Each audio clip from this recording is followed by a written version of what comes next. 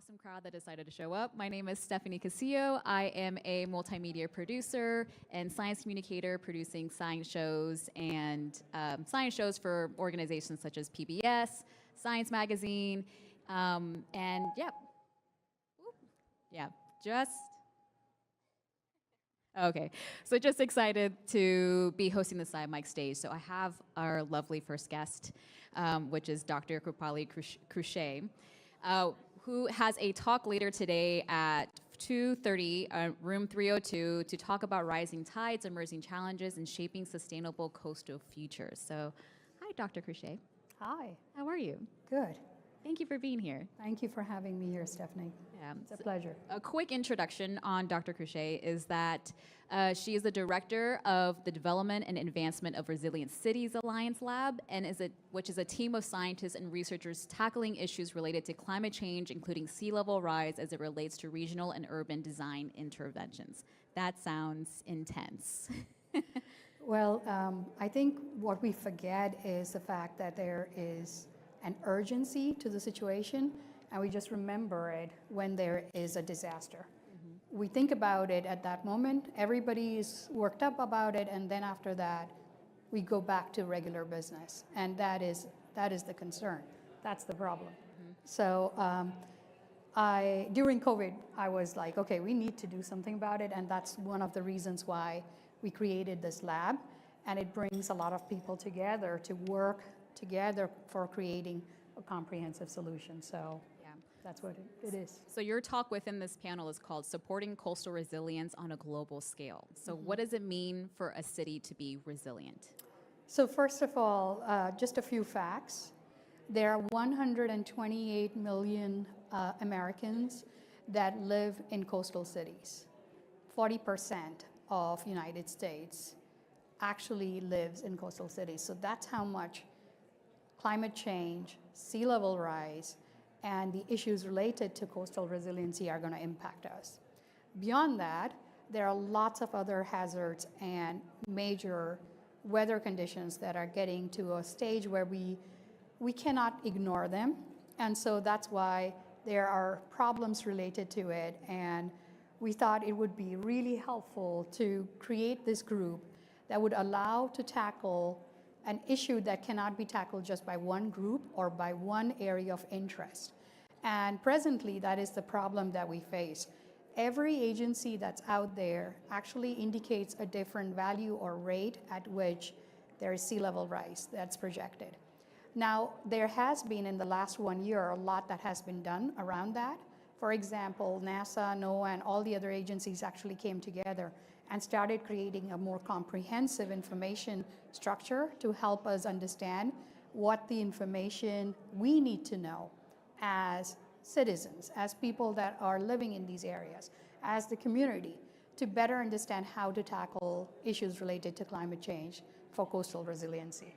But this is just the beginning. Understanding the data sets is just the start. It's not the end. There's a long way to go in between for it. And so as someone who's grown up in Florida and has lived through so many hurricanes, but then moving up further, I'm still on the East Coast. I'm based in Tennessee, but seeing our neighbors in North Carolina being super affected by Hurricane Helene, we see the impact of communities coming together to kind of clean up the devastation, and then we see it on the news for a little bit until the next disaster happens, such as the fires. And so who comes to call when we're looking at devastation at the coastal? So of course there are teams that are going in when a devastation takes place, but these are not the same teams that actually do the work afterwards. So typically there is policymakers, people that are from the state, government agencies, and local city authorities that are involved in a lot of decision making related to what would happen next. But what we need to understand is there's a role that different teams are playing in all of this effort that takes place. Typically, urban planners are key people that are involved in making the decision related to how do you respond to a site, not immediately, but long term. So for example, these are the people who would be on the site and responding to new housing that needs to be there, needs to be built, new infrastructure that needs to come into place. So there are planners, engineers. There are also people that are typically involved from the policy side and the city authorities. Now, that is still a limited group of people. When it comes to coastal resiliency and for creating an environment where we can do better, we actually have to change the way in which urban decision-making is taking place. So urban decision-making right now is all about how do we see a community, and it's only the built environment. It's not a measure that's taking into place the natural environment and the built environment coming together. So the new way in which we are looking at things now is we go in before a disaster actually happens. So you're not looking at it after the disaster happens and you go back and say, okay, what should we do now? That's one way to approach it, but can we, as planners, be involved in the process before disaster takes place? And what you can do then is you can bring the right people at the table. Urban planners use a technique called charrettes.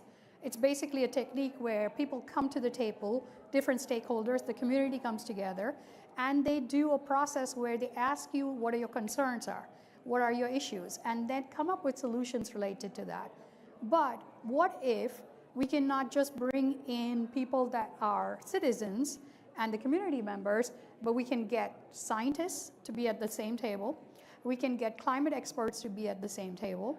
You get engineers who are doing the solutions related to responding to sea level rise, but also get in biologists, people that are working with, ecosystems, natural ecosystems of the area, geologists, and also botanists, and other ways in which you're bringing hydrologists, lots of teams, depending on which area it is and what the concern is.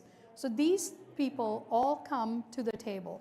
But we go through 4 different processes, if I may explain that. The first one is mapping and understanding what the concern on the site is.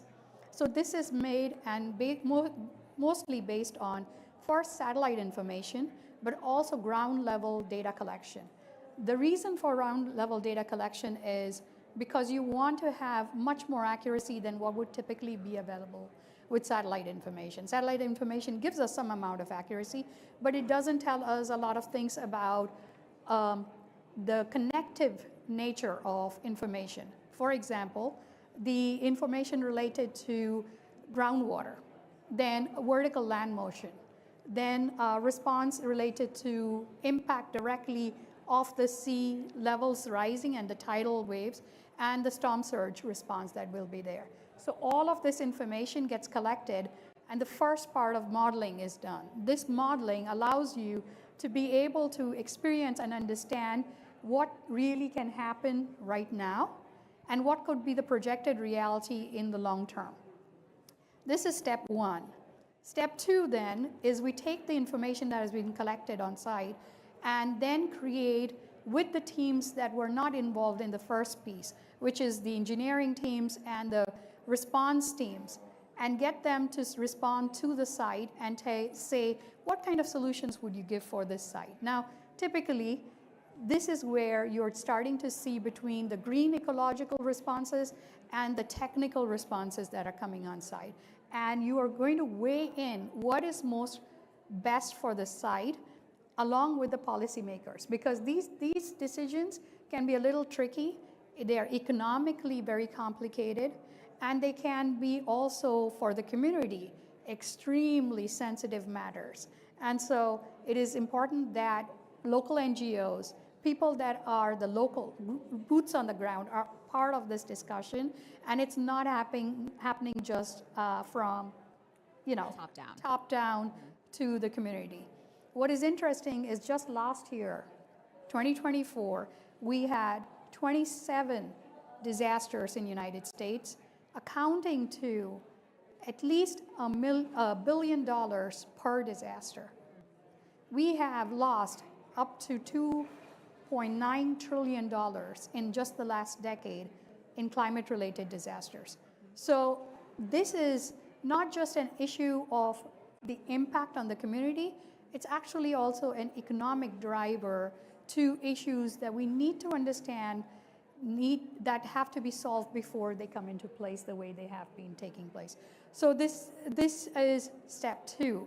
Step 3 actually afterwards is to take the response that has been created by this kind of community and scientific understanding of the site, and taking that response and actually seeing how it can be implemented. So this is where you are starting to see the actual implementation on site, which typically is a gap that we see in the field. When we do scientific study, it's very difficult to see implementable measures coming out of it. And so this gap gets reduced because of that kind of collective threat process.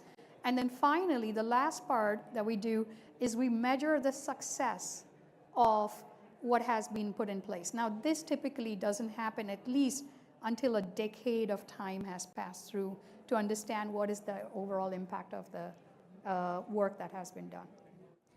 You have said a lot that I have so many like follow-up questions, but like this alliance and like this 4-step plan that you have coming is pretty much a response to what you mentioned at the very beginning of your answer, is that like right now there's only a limited amount of people that are working on this. And so like what wasn't working that like led to wanting to start more of like this very interdisciplinary collaboration or alliance for responding to coastal disasters?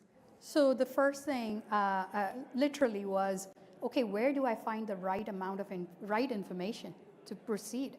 And this has been a difficulty for a lot of people. NOAA has done a good job, NASA has done a good job about giving us scientific data sets we can work with, but they are not always filtering down to the community. And so the local NGOs do a great job in responding to that and working, but still it's not coming to the level where it can be direct implementation and impact. And also there was an issue related to planners and urban designers being part of that equation. And this was a gap and difficulty that we were experiencing, which is where we said it is important to get all these people at the same table and make it viable and achievable as a goal, without which the gap will continue. And the solutions created may not necessarily be always the best response for the site.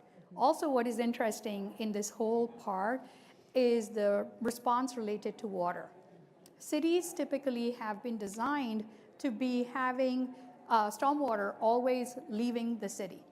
The first thing you always want is the water to leave the city so you don't have flood issues, right? So you want that water to quickly move out. But that also creates a lot of other concerns. That water is really not being percolated into the ground. It is causing a lot of ground level issues. It's causing vertical land movement in a way that is creating more problems to the site. There's also the issue of heat island effect, which is another part that creates impact. So if there is a solution that can be created where you're not just looking at coastal resiliency as a separate thing, but coastal resiliency in combination with a better solution of design for a city, then what you start getting is a response that is cooling elements that act as percolating materials and at the same time allow for better reduction in degree of heat gain in the area. Another factor, transportation is a huge emission issue that is connected to cities. And did you know US has one of the largest, most expanding cities in the world? And this is because, by the way, we do not have a very large expanding population. We do have some amount of population increase, but it's not even close to what is happening in Asia. So why do we have such large cities that are growing so fast? That's because we have taken over the amount of the fact that we can actually move out in suburbia has allowed us to move out so quickly that we have created a transportation grid within the city, and it has created the increase of emission within the city itself. So we can't say that coastal resiliency is its own problem. It has to be done together. It has to be done as a comprehensive solution that allows us to combine the issues of urban, city planning, and responses that you do for natural ecosystem of the site. Wow. I'm like just thankful for like the work that you guys are doing, and also just like motivated, inspired by like, the bringing all together the scientists to make sure that it's more of, it's just not the policymakers, it's not just the community affected, but it's literally has to be everyone working together to make this happen. If you want to learn more about her conversation, she will be diving deeper into what this alliance looks like. So please visit her session at 2:30 in room 302, which is supporting coastal resilience on a global scale. But thank you, Dr. Krusche, for joining me on stage. And if we can give her a round of applause.